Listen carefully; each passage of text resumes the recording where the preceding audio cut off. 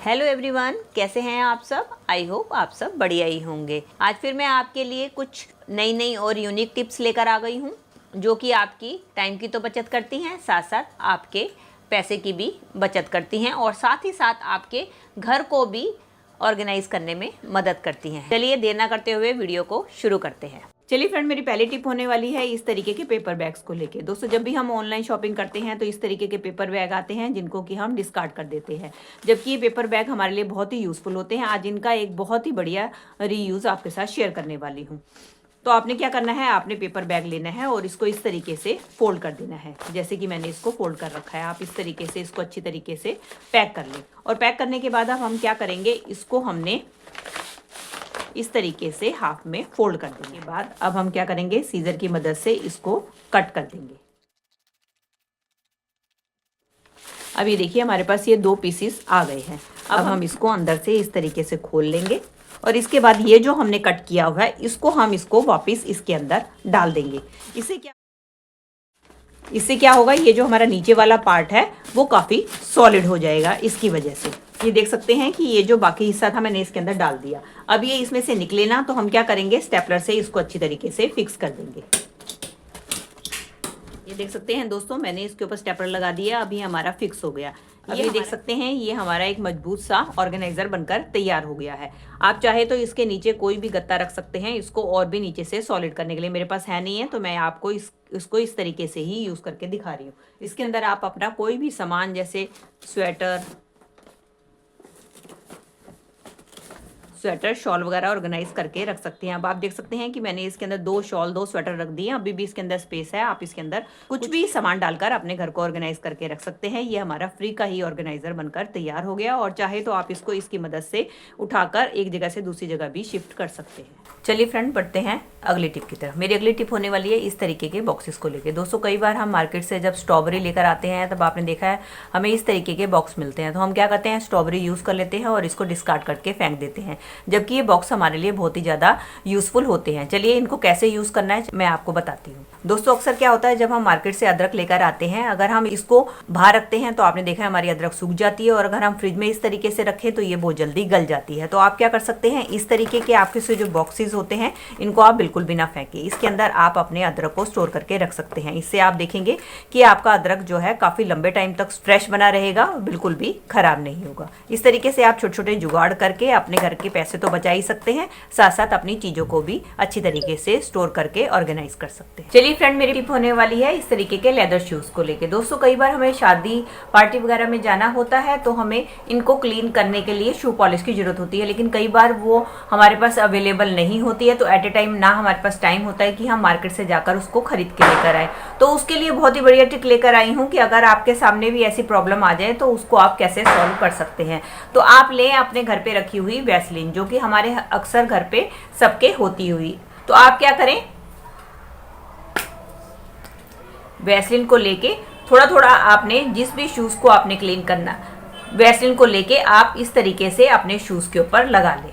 इसके बाद आपने लेना है टिश्यू पेपर और टिश्यू पेपर की मदद से आपने अपने शूज़ को इस तरीके से क्लीन करना है। मैं सिर्फ एक शूज़ पे आपको करके दिखा रही हूँ ताकि मैं आपको दूसरे शूज़ के साथ इसको कंपेयर करके दिखाऊं कि हमारा वैसलीन से कितना अच्छा शूज़ क्लीन हुआ है, जिसके लिए हमें ना तो किसी पॉलिश की ज़रूरत पड़ी है और ना ही हमें बाहर जाना पड़ा है। अब आप देख ही सकते हैं कि वैसलीन की मदद से मेरा शूज़ कितना शाइन कर रहा है और साथ साथ एकदम क्लीन हो चुका है। मैं आपको दूसरा शूज़ दिखाती हूँ जो कि बिल्कुल गंदा था, जो मैंने साफ नहीं किया। अब आप इन दोनों में फ़र्क देख ही सकते हैं। तो आपको नेक्स्ट टाइम जब भी इस तरीके की कोई प्रॉब्लम आए तो आप ये ट्रिक इस्तेमाल कर सकते हैं। कई बार ऐसा होता है कि हमारे किचन काउंटर टॉप के ऊपर जब भी हम चॉपिंग वगैरह करते हैं तो इस तरीके से सब्जियां या छोटा मोटा सामान जो है गिर जाता है, तो उसको साफ करने के लिए ज़्यादातर हम इस तरीके के किचन टॉवल या डस्टर का इस्तेमाल करते हैं। लेकिन आप सब जानते ही हैं कि आजकल सर्दियों का टाइम है, अगर हम इस तरीके से डस्टर से क्लीन करते हैं तो हमें इस डस्टर को बार बार धोना और सुखाना पड़ता है। इसको बार बार धोने के चक्कर में हमारे हाथ भी ठंडे होते हैं, जिससे कि हमें ठंड लगने का खतरा बना रहता है। तो इसके लिए हम अपने घर पे रखी हुई इस तरीके की बेकार पॉलीथीन का इस्तेमाल कर सकते हैं। इसके लिए आपने क्या करना है, सिंपली आप कोई भी पॉलीथीन लें और इसको अपने हाथ के ऊपर चढ़ा दें। उसके बाद आपके काउंटर टॉप पे कुछ भी सामान गिरा है, जैसे कि छुटपुट आपका ये वेजिटेबल्स हैं या कुछ ऐसा गिर जाता है, तो आप इसकी मदद से इसको उठा के और वापस अपने हाथ में इकट्ठा करके इसको उल्टी तरीके से,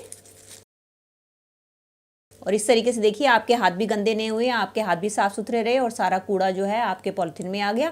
इसके बाद आप इसको उठा के अपने बड़े वाले डस्टबिन में डाल सकते हैं। दोस्तों अक्सर क्या होता है, जैसे ही सर्दियां आनी शुरू हो जाती हैं तो कभी में हाथों में, पैरों में, घुटनों में दर्द होना शुरू हो जाता है और कई बार हमारे गुम चोट लग जाती है। तो हम क्या करते हैं, उस जगह के ऊपर क्रीम, आयोडेक्स और तरह तरह के तेल लगाते हैं और उसके ऊपर गर्म पट्टी लपेटते हैं, लेकिन फिर भी क्या होता है कि हमें जल्दी आराम नहीं मिल पाता है। तो आपने क्या करना है, जहाँ भी आपके चोट लगी है उसके ऊपर आपने क्रीम या तेल जो भी लगाना है उसको अच्छी तरीके से लगा दीजिए और उसके बाद आपने क्या करना है, उसके ऊपर आपने फॉल पेपर को लपेट देना है। क्योंकि दोस्तों अगर हम उसके ऊपर गर्म पट्टी या कोई भी कपड़ा लपेटते हैं तो आपने देखा है कपड़े के अंदर छोटे छोटे छेद होते हैं, जिसके कारण हवा उसके अंदर पास होती जाती है और जिसके कारण पूरी गर्माहट हमारे पैरों को या जहाँ भी दर्द होता है उस जगह को मिल नहीं पाती, जिससे कि हमारी चोट जल्दी से ठीक नहीं हो पाती।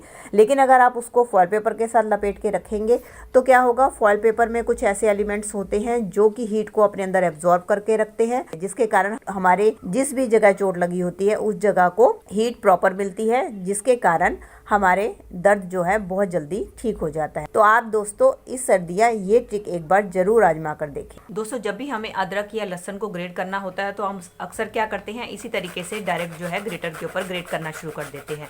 तो उससे क्या होता है, आपने देखा है कि अक्सर हमारा कितना सारा अदरक जो है हमारे ग्रेटर के ऊपर ही चिपक जाता है, जिसके कारण हमें इसको निकालने में भी काफ़ी दिक्कत आती है और कई बार निकालने के टाइम पे हमारे नाखून भी बहुत ज़्यादा घिस जाते हैं, खराब हो जाते हैं, टूट जाते हैं और बहुत ज़्यादा हमारे अदरक की भी वेस्टेज होती है। तो उसके लिए बहुत ही बढ़िया ट्रिक लेकर आई हूँ कि जब भी आपको अदरक या लहसुन को ग्रेट करना हो तो आप ये ट्रिक फॉलो कर सकते हैं।